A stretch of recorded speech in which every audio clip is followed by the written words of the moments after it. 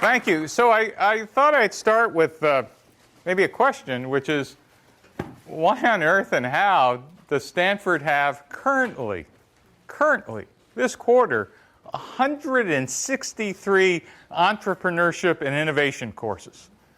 And the most interesting question for at least the next hour is, then why the heck am I teaching 3 of them?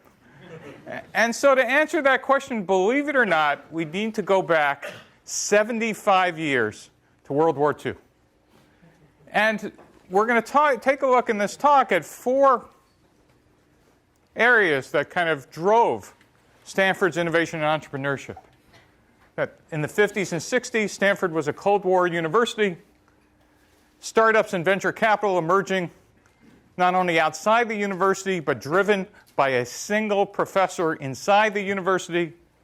The lean methodology, which I and others helped to invent and then promote. And then things going on outside the university's control, and actually outside the control of the country, disruptive adversaries. So let me start with the idea of the Cold War university.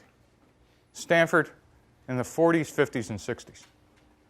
75 years ago, when World War II started, a scientist named Vannevar Bush had a really interesting idea he took to the President of the United States.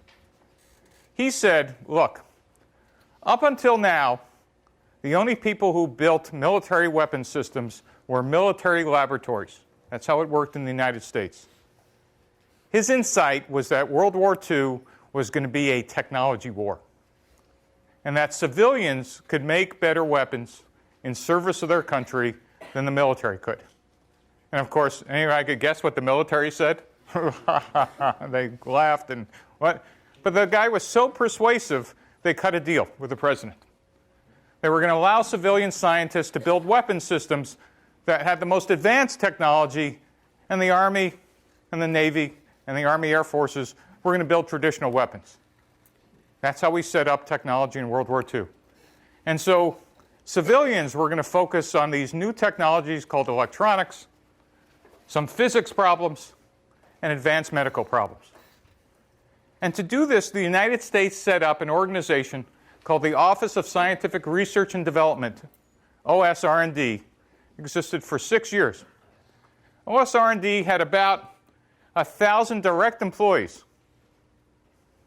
academics, professors, grad students, and about 10,000 of their contractors.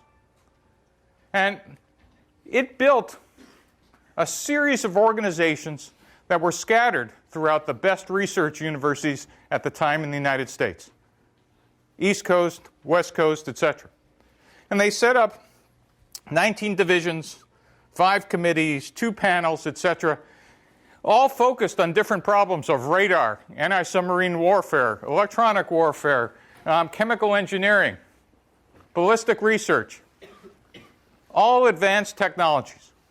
And they also actually had a small physics problem from Berkeley that had 125,000 employees when it was done, and spent $26 billion on this problem, which was so big they spun it out of this organization and resulted in some applied physics by the end of the war.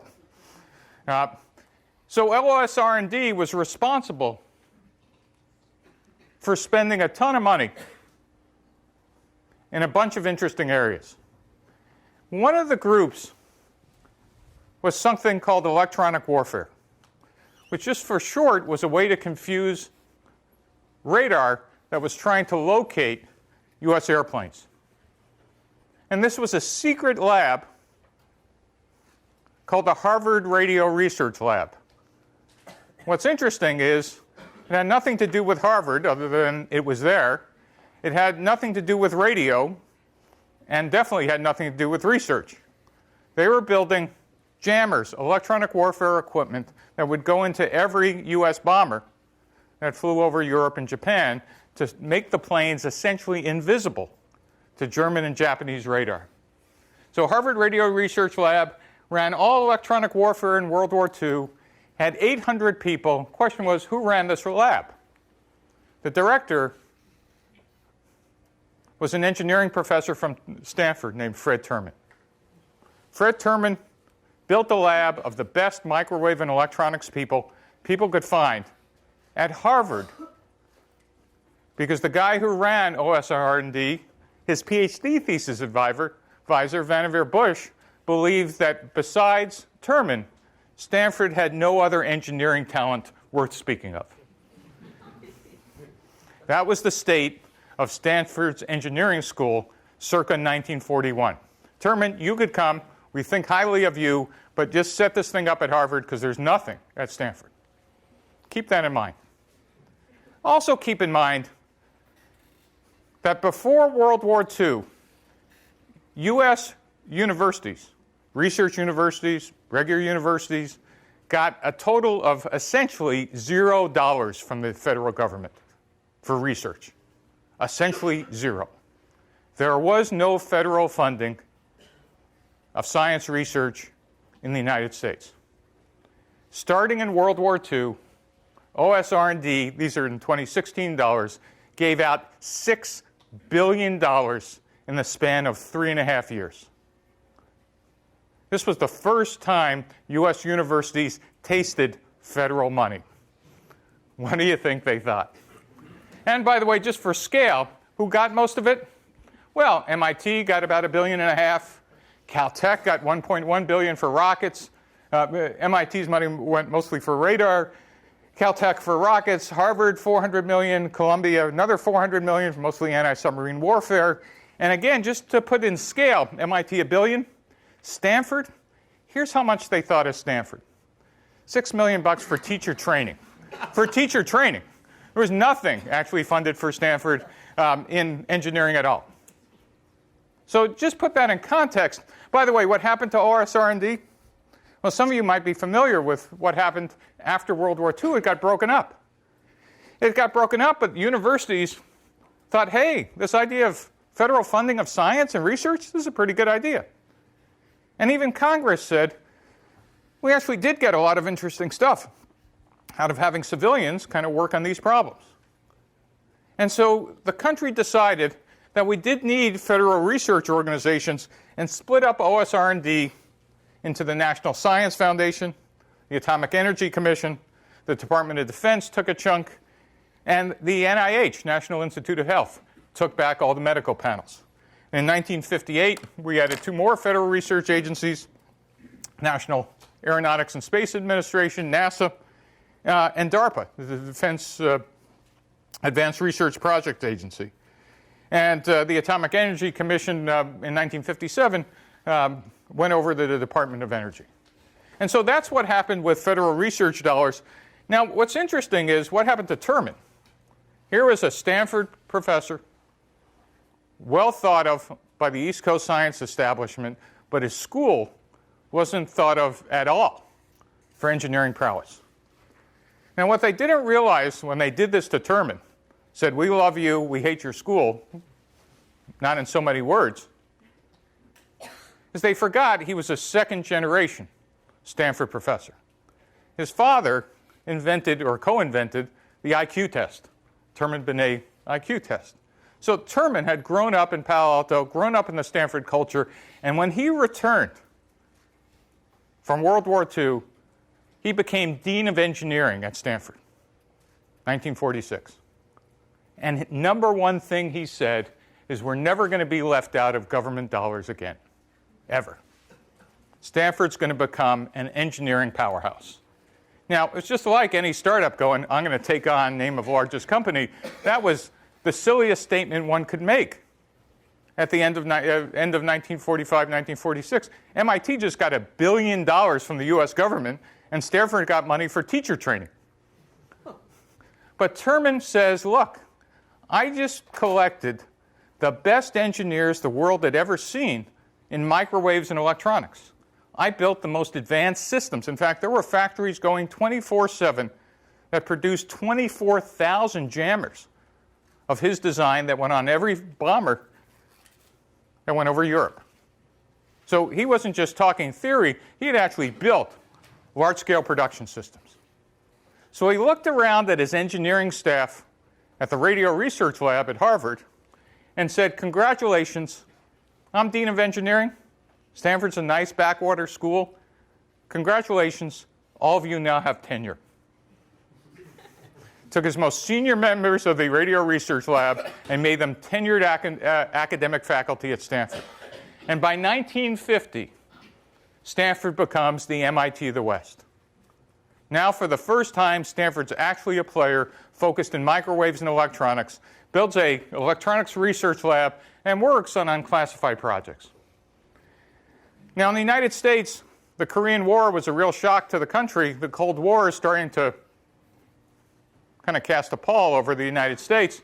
And so Terman, at the request of the U.S. military, sets up something called the Systems Engineering Lab, and now does applied and classified research.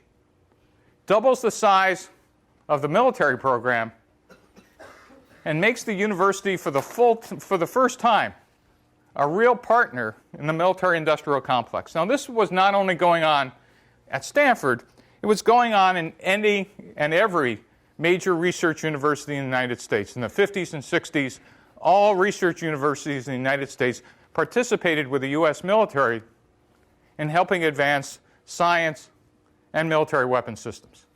And inside of Stanford's engineering department, Terman builds a pretty impressive organization. Here's what he did. He sat on every possible military advisory board. Terman was the ultimate rainmaker. He built a network and relationships between Stanford and every branch of the military that needed electronics. Number two, he reached out to military customers to understand their needs, and then he used Stanford's engineering school to build prototypes. We didn't get into manufacturing military systems, but he built proof-of-concept prototypes, what we would call today minimum viable products. And it generated revenue for the university and strengthened, again, their military relationship. Third is, if the customer liked their prototype, he did something that no other university dean ever did to that point. Instead of encouraging his best students to become academics, he did something heretical. He said, take our research, take our prototype, and leave Stanford and start a company. Unheard of in the 50s. Unheard of. And he put a Stanford faculty member or himself on the boards of these new companies. And this trained Stanford faculty in business and turned them into much better teachers and mentors for these students. And finally, he helped develop something called the Stanford Industrial Park. Now, the lore at Stanford was, oh, that was for commercial concerns, etc. Actually, it was for his military partners who wanted to take the fruits of the Stanford Systems Engineering Lab and actually build military weapon systems. And ensured that the startups actually stayed close to Stanford itself. The consequences, Stanford became the preferred contractor for electronic warfare and electronic intelligence. It attracted talented students, but also attracted military customers and started a private investor ecosystem. And academic research in electronic intelligence and electronic warfare was driven by customer needs. This is a big idea. Terman, for the first time, was doing customer discovery before I or anybody else ever coined the term. But the downside for Stanford is by 1966, over a third of the research funding for electronics and engineering was for classified projects inside of Stanford. And for those of you who know Stanford history, in 1968, the student riots forced out all classified programs from inside Stanford University. And that was the beginning of Terman and Terman's influence.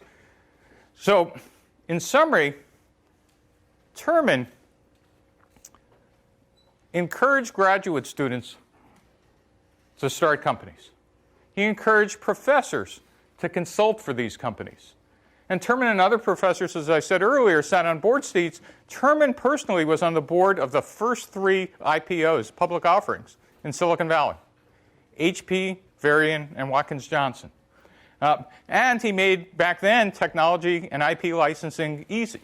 There wasn't an IP licensing office. There was a handshake with Fred Terman. Take the IP, build something great for the country, let us know. That was it. And getting out, and this was just an amazing thing, again, in the 50s and 60s, getting out of academia was actually good for your academic career. And that was just a bizarre concept to have in the 50s and 60s. Stanford, for the first time ever, became an outward-facing university led by the engineering school. And what I mean by outward-facing is we started to take into account the needs of commerce, military customers, and the outside world. Now, by the way, Berkeley also had a great engineering school, also had great activity with the military in World War II. Now, I'll leave it as an exercise about why didn't Berkeley's technology that they developed in World War II become outward-facing. You should think about that. So, Stanford and the Cold War, this was Silicon Valley's first wave of innovation. We had great infrastructure, which meant we had great research universities, we had a predictable economic system, stable legal system, 24/7 utilities. You don't know how important it is to have power on 24/7 until you're a country that doesn't have it. We had a great culture. Our academic and innovation culture kind of rewarded, or at least at the time, didn't punish risk-taking. We were entrepreneurial. As I said, we had outward-facing universities and a free flow of people and information. What we didn't have at the time were any innovation management tools, and we'll get back to that. And the motivation at the time, in the 50s and 60s, for doing these startups was not particularly how to become a unicorn. It was not about money. It was about a Cold War crisis. And the entrepreneurial ecosystem was from people who were building weapon systems, funding these spin-outs out of Stanford. There was no venture capital as we know it. There was no Sand Hill Road. You got funded by your customer, would either prepay products or give you a contract or give you what was called non-recurring engineering. But there was no traditional venture capital. And so that was the state of Stanford in the Cold War. Now, what's interesting is, obviously, in the 60s and 70s, what started to emerge were startups and a venture capital ecosystem. But surprisingly, it all started in one year, in 1956. In 1956, an airplane manufacturer from Burbank, California, called Lockheed, bid on and won a contract to build something called submarine-launched ballistic missiles. And that is, think of these as rockets that went inside of submarines. Couldn't find a place in LA, but they found a great air base in the middle of this valley called the Valley of Heart's Delight, which just had mostly orchards, way before it was called Silicon Valley. And they built their facility in Sunnyvale, California. And that company was Lockheed. They built the Polaris, then the Poseidon, then the Trident missiles on an assembly line in Sunnyvale. Now, Lockheed set up a special missiles and division in Sunnyvale. And just to give you some scale about the impact that Lockheed had way before most of you were born, is from the day they started that division in 1956, in 4 years, they hired 20,000 employees. Just for scale, Hewlett-Packard in 1960 had 3,000 people. Silicon Valley had turned into an arms merchant for the U.S. military. This was Defense Valley. And around Lockheed, other subcontractors emerged. Westinghouse was building the launch tubes out in Hunters Point. Lots of other manufacturers sprung up. And what's interesting is, while the Polaris was understood and at least known, what was not known until 40 years later is that Stanford and Lockheed were building spy satellites at the same time. So the lab that Terman had started, electronic intelligence, to find radars and missile telemetry, was now building sub-satellites that were being launched by Lockheed into space. And Lockheed was creating a whole generation of electronic intelligence satellites, photo satellites, communications intelligence satellites, infrared detection satellites to see if somebody else is launching missiles, and nuclear detection satellites to see if anybody was testing nuclear weapons in space. Now, just for scale, the largest satellite that was built in Lockheed was called Hexagon, the last film recovery satellite. That tube, that's longer than a school bus. It's 60 feet long. We built a ton of these and lots of other stuff that went into space. And the interesting part is those sub-satellites were being designed and built by here at Stanford. Now for the third piece of entrepreneurship, and that's startups and venture capital. On the other side of town in 1956, someone named William Shockley starts a company. Now, I don't know if any of you know Shockley's name today. It's not on a lot of things, but in World War II, he was director of naval anti-submarine warfare at Columbia. And then he moved over to the Air Force and did radar bombing training. But he's mostly known, if you're in technology, as the co-inventor of the transistor and won the Nobel Prize in 1956. But what he had to do with Silicon Valley is he founded the first transistor company, the first semiconductor company in Silicon Valley. Now, what's interesting about Shockley was not that company. What was interesting about Shockley was he was a great researcher, probably the world's best talent spotter, and equally pretty well known as the world's worst manager in the history of Silicon Valley. And the reason why is he made life so miserable for his 8 best employees that they all got up 15 months after he founded the company and left. And they started a little company called Fairchild Semiconductor. And 2 of those 8, someone named Gordon Moore and another guy named Robert Noyce, would also go off and found Intel. Now, what's interesting about Shockley, though, in 1956, is every other, let me say it again, every other semiconductor company that was started in Silicon Valley came from Shockley. So here's Shockley. Let me zoom out. Every other silicon company came from this one startup in 1956. Now, what started to happen about 20 years later was that private investors noticed that there was some activity going on south of San Francisco in technology. Silicon, semiconductors, this whole chip business, this whole diagram now by the mid-60s, early 70s is getting kind of interesting. And while there was some private money funding them, some customers funding them, there was no organized venture capital as we know it today. At best, it could have been described as angel capital. And so what happened is a couple of smart investors decided to raise money from pension funds, private universities, and wealthy individuals called limited partners. And in 1978 and 1979, the U.S. government changed two tax rules that made this actually pretty lucrative for all parties. One is the capital gains rate was cut in half, essentially from 48 to 25%.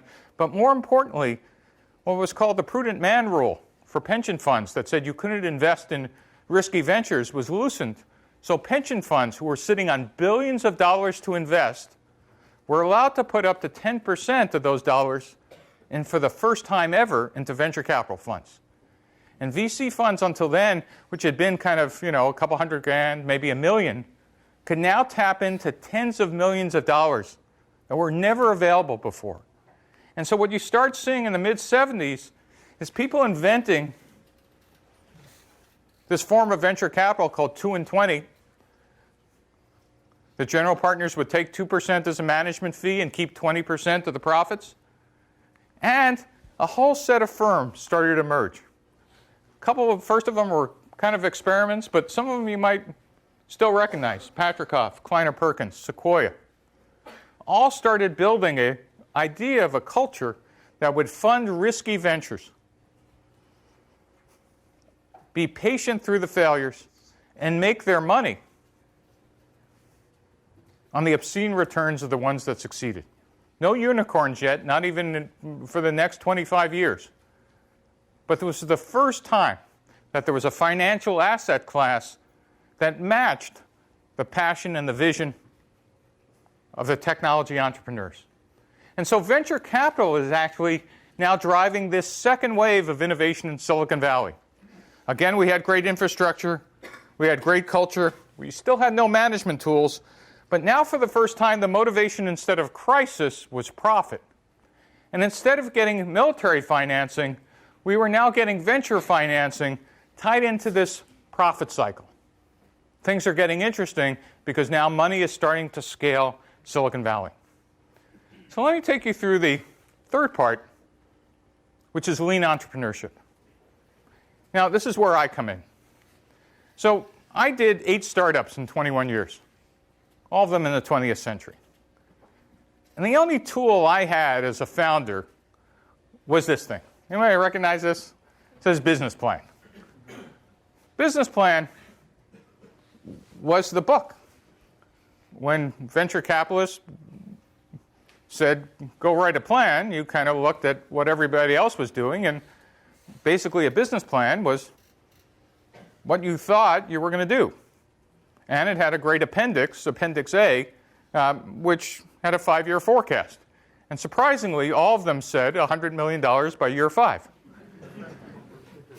And in fact, if you really think about it, a business plan still to today makes all the sense in the world for your second, third, or fifth product in a large corporation, because you have a series of knowns.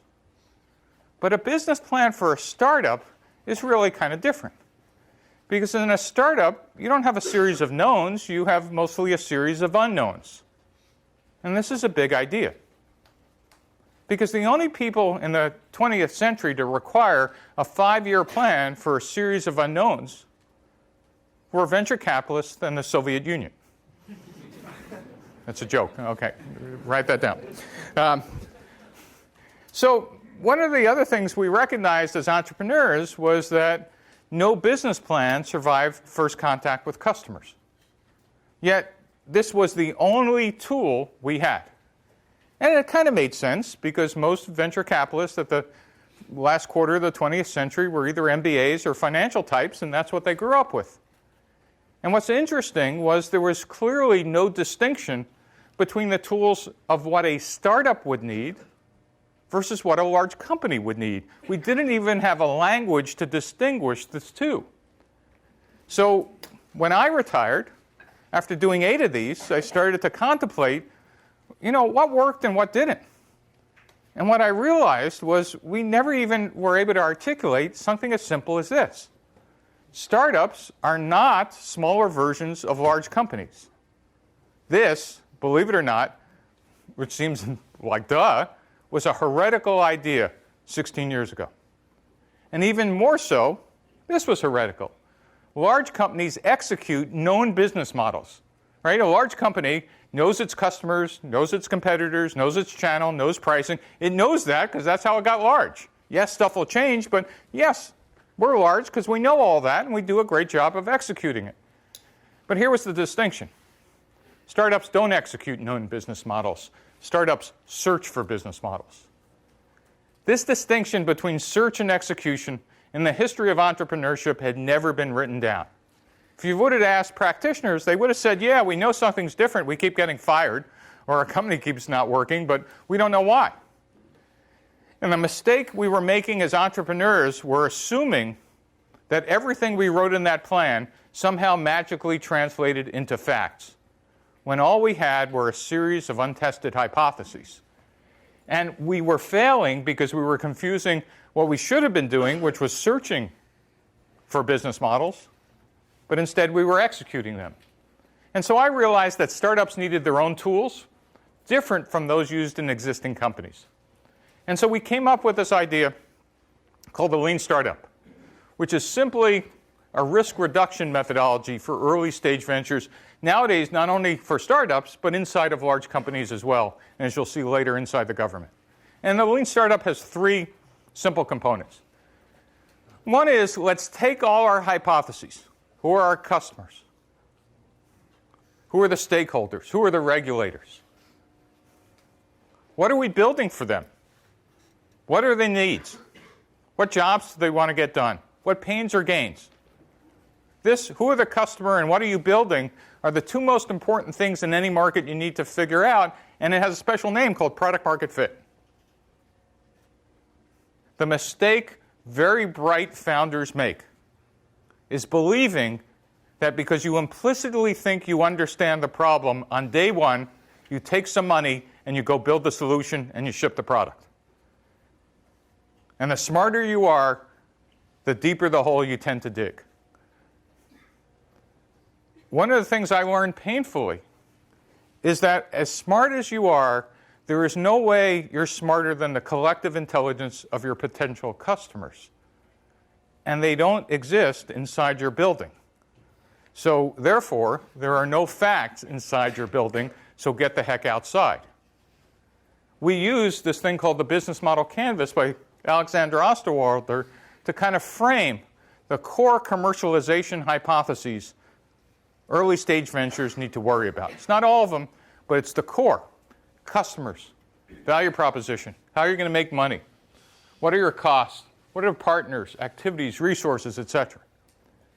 But then we say you need to get out of the building and test those hypotheses. And by test them, I don't just mean here's a product, you want to buy it. That's selling. I mean getting out and understanding deeply what are the customer problems, what are their needs, and what kind of solution might actually solve them. And so not only do you talk to those customers, you build something called minimum viable products. Because the third piece of lean is using agile engineering to, instead of speccing an entire solution and then building it and shipping it and finding out people don't want it, you build the product incrementally and iteratively, and you continually interact with those customers trying to understand whether you're on the right track. These three components, business model design, customer development, and agile engineering, is the lean startup. Now, it's nice we put together a great theory. But what happened? So let me tell you about the theory. It started when I wrote a book called The 4 Steps to the Epiphany. It's kind of articulated the customer development process and kind of the problem. And we were trying to solve this gap between search and execution. Alexander Osterwalder wrote a book called Business Model Generation, described the business model canvas. And then my best student, Eric Ries, wrote a book called The Lean Startup. In fact, when Eric became a lean startup practitioner, the total available market for lean startup practitioners doubled from me to him. In fact, today is now, or this week is now Lean Startup Week. There are 5,000 people attending his Lean Startup Conference in San Francisco. So the Lean Startup movement has truly caught on. And then when Harvard Business Review put the article, The Lean Startup Changes Everything, on its cover in May 2013, it kind of blessed this notion of lean is not only for startups, but is now for corporations trying to keep up with disruptive innovation. And so the theory was in place, but still there really wasn't a class that taught all these components. Let me just remind you, up to 2011, at Stanford University, let alone any other university, if you wanted to take the capstone innovation and entrepreneurship course in engineering or the business school or anywhere else, you'd be taking a how to write a business plan class. That was the state of entrepreneurial education. Not because anybody was dumb or we were wrong. We just didn't know what goes next. So we created something different. In 2011, we said, let's teach students entrepreneurship and lean methods by simulating a startup. Let's have students work on their own ideas, but create startup pressures and uncertainties, challenges, and chaos. And so we started a class here called the Lean LaunchPad Engineering 245 in STVP. Number one, key differences of the class is experiential. Every week, our students have to get out and talk to 10 to 15 customers, partners, regulators, etc. a week. And they have to build a minimum viable product that is an incremental prototype weekly based on what they learn.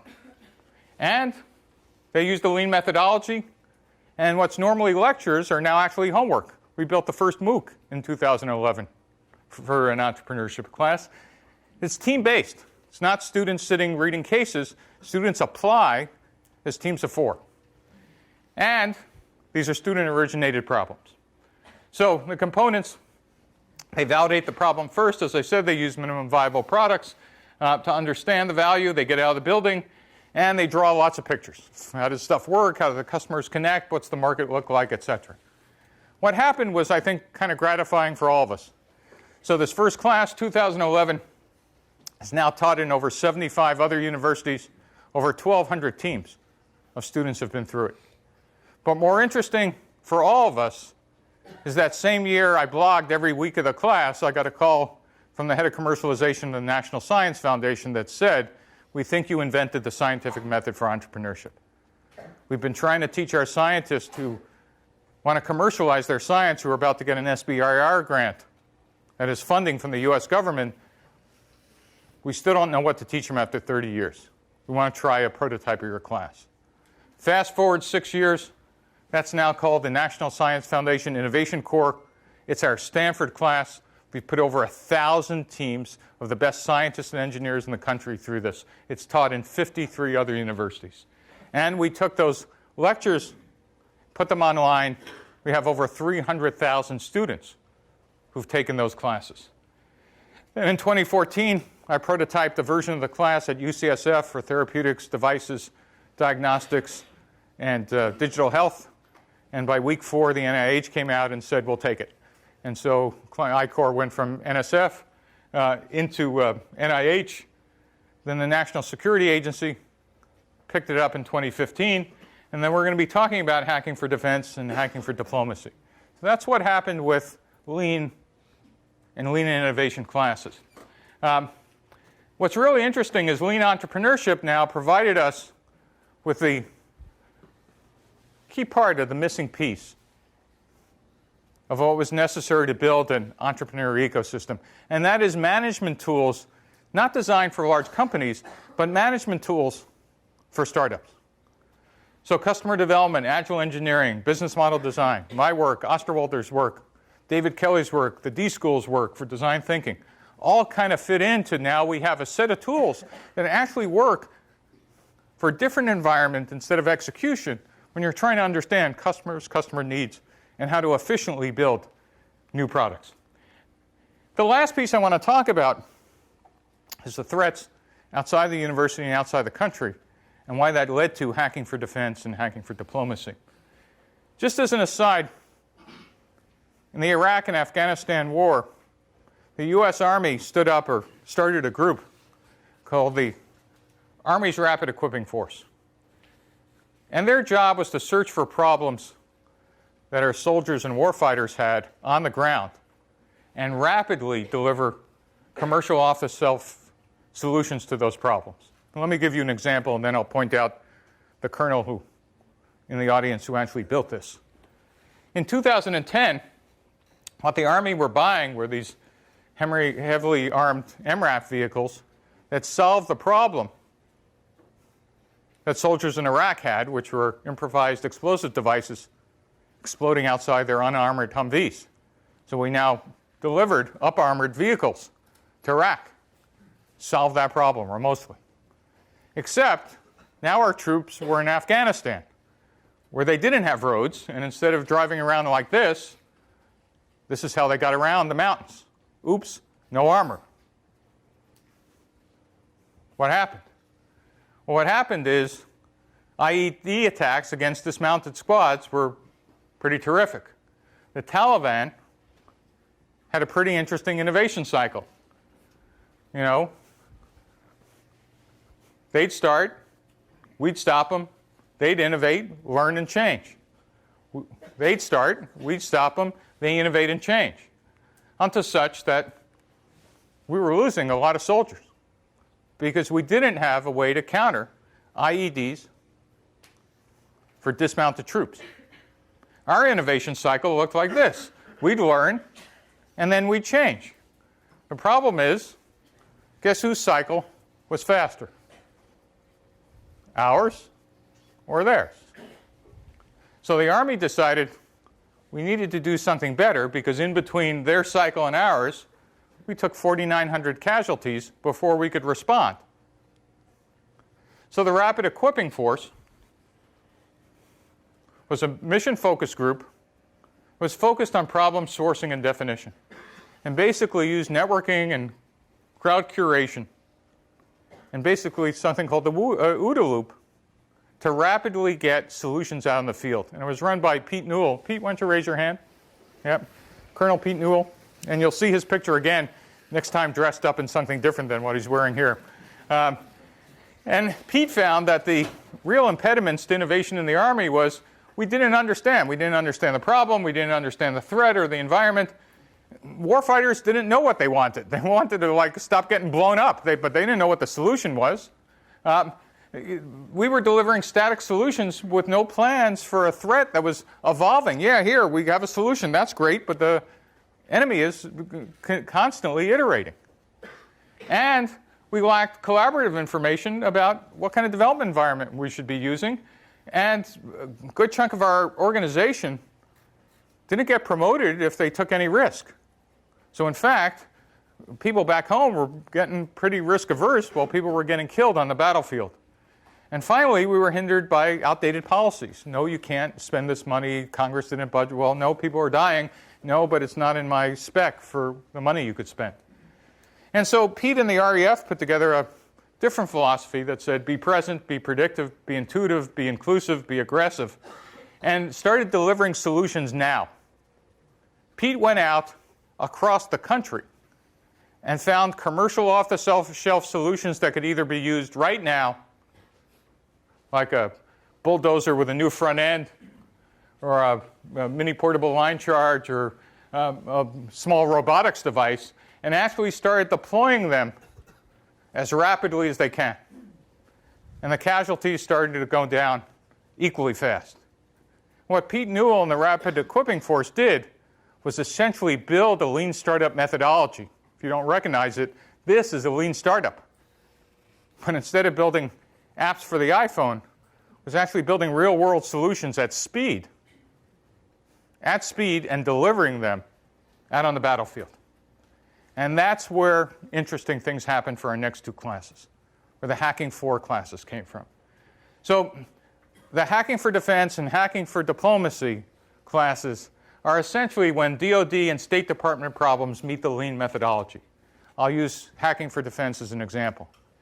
You take the U.S. Army's Rapid Equipping Force. Pete decided he didn't want to be a general. He actually wanted to be a civilian in Silicon Valley. Good choice, Pete. Thank you. After 30 years, and he set up a company to help the government find advanced technology called BMMT Partners. And then we took my Lean LaunchPad class and said, let's set up something called Hacking for Defense and actually go out to the Department of Defense and intelligence communities in the U.S. and have them give us their toughest problems. Their toughest problems.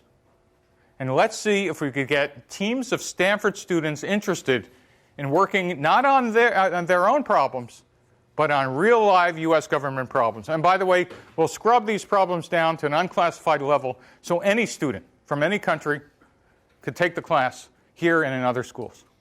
Let's see if we could pull that off.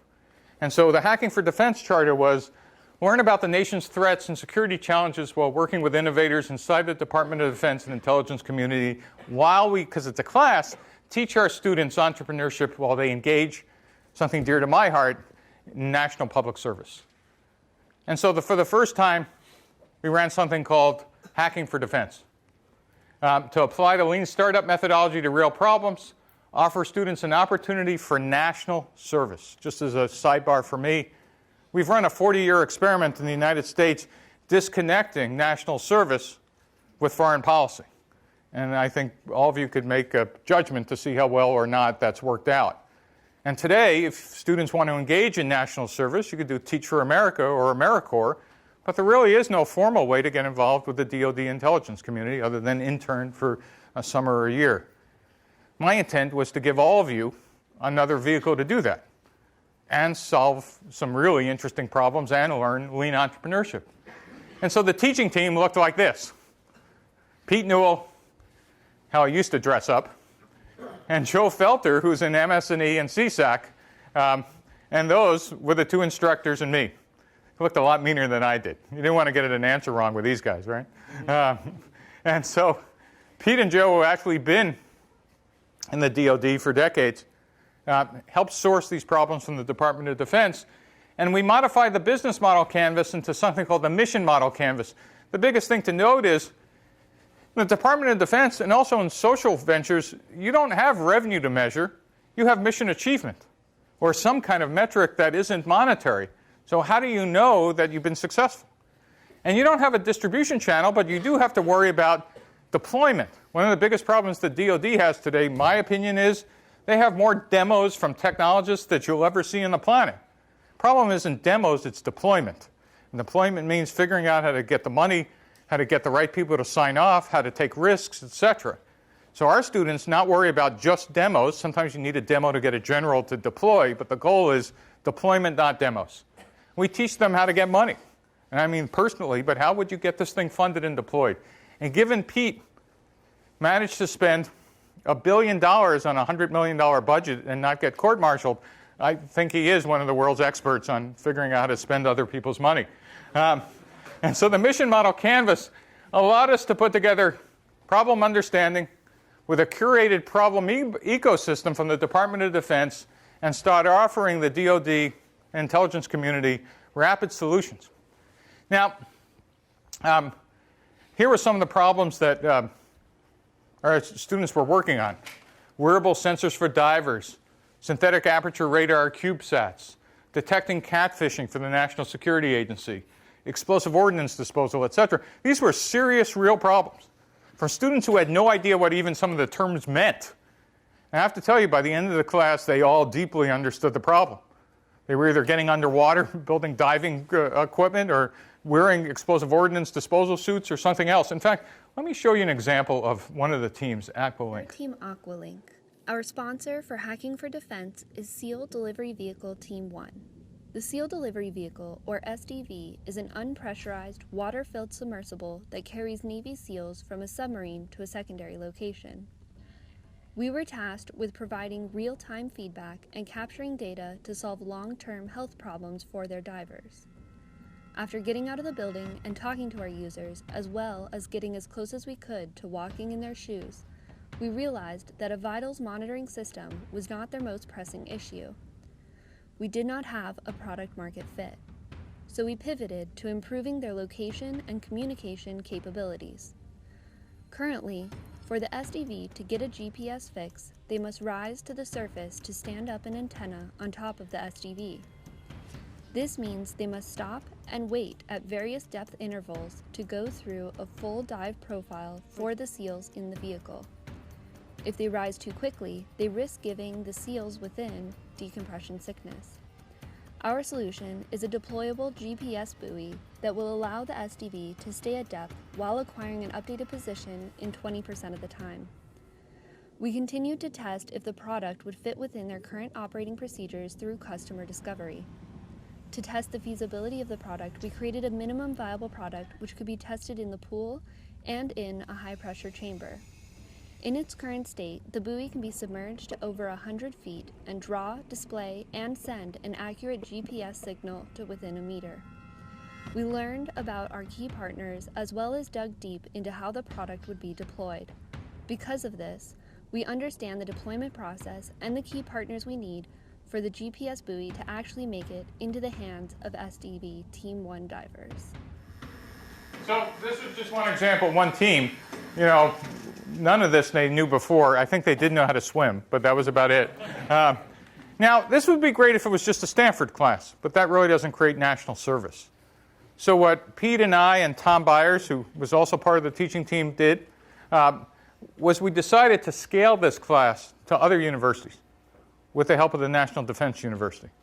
And so we started with just one university, us. By the end of 2017, there'll be 17 other universities teaching this with 22 government agencies involved in the class. My goal is after 5 years, much like the National Science Foundation program, to have 50-plus universities teaching hacking for defense.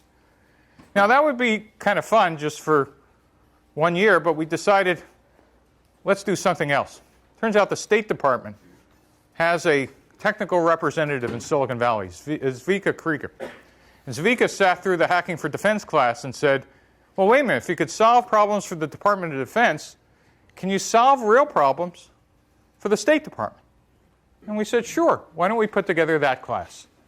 And so we just started this September, in fact, going on now, Hacking for Diplomacy, where we got a series of problems from state. And the charter for here is learn about foreign policy challenges while working with innovators inside the State Department. And again, by teaching our students entrepreneurship while they engage in a national public service. And again, this time the problems are different. Hacking violent extremism online, designing an informal leadership data set, avoiding space collisions. So all of a sudden, using the same methodology, same protocol, but working with the different government agencies. So in summary, there are 3 classes: Lean LaunchPad, Hacking for Defense, Hacking for Diplomacy. You all can make a difference and work on some of the toughest problems that the country has. Sign up, and for further reading, here's the links to the class. So thank you very much.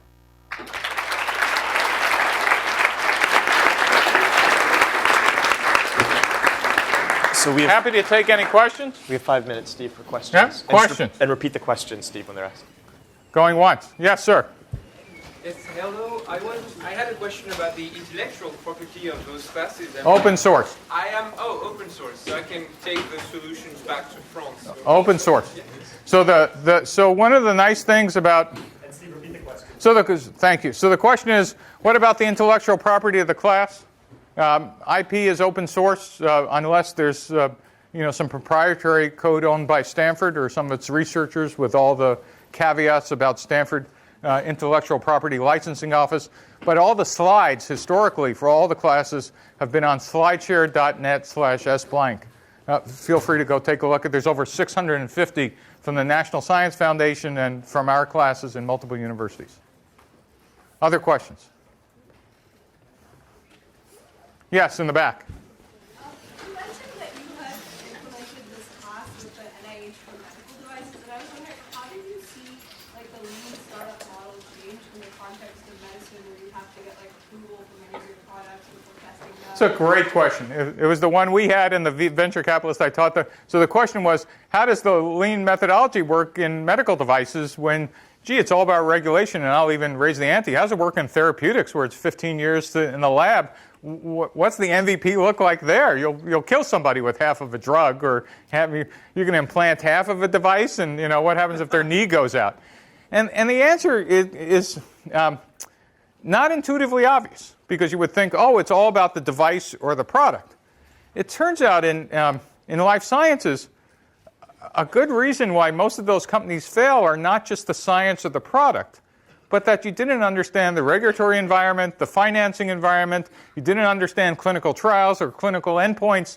That's a lot of stuff, particularly if you're a scientist or an engineer, and if you've never built one of these companies before, you could spend an enormous amount of time and energy and find out that your business model was just untenable, let alone that your technology didn't work. Maybe the technology worked, but there was no way to make it profitable.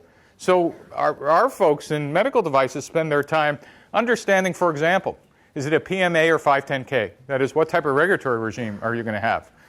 What kind of clinical trials do you need? Who's your clinical partner, et cetera? Does that answer your question? Other questions? Yes, sir. Professor Blanc, greetings from Lima, Peru. My name is Paul Morales, and I come from South America for the Welcome. conference. Now, I want to make a question about that. Do you think that the startup system or ecosystem for the Latin America region could be useful like the Silicon Valley ecosystems? Because Useful for who? yeah, that's one of the questions here. So the question is the Latin American... I'm sorry? For the people, anyway, for the growth development. Well, so if the question is, can an innovation ecosystem in Latin America be useful for the people? Of course, is the answer.